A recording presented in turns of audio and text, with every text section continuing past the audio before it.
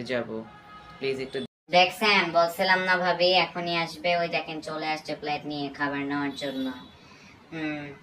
ওনার বাসায় কে দিয়ে আসবে, আমি তো পারবোই না।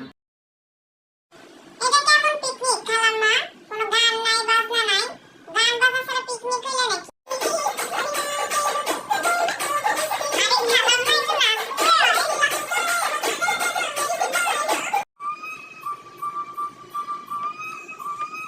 খালাম্মা আইন না, আরে আইন, নাচতে পিকনিক টাইম। আরে কি করতেছিস তুই?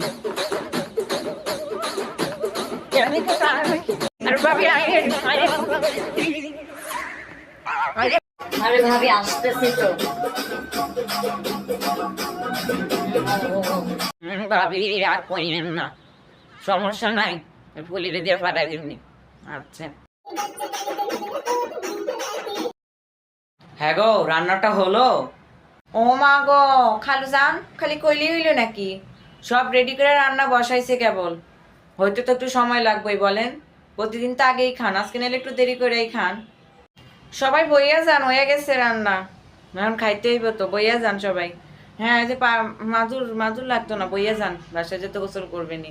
আর খালাম্মা যা খাবার বেশি হয় আর কি আমারে দিয়া লাই। সবচেয়ে মজাটা বাই দ্য ওয়ে চিকেন হয়েছিল, চিকেনটা অনেক মজা হয়েছিল, সাথে চাটনিটাও।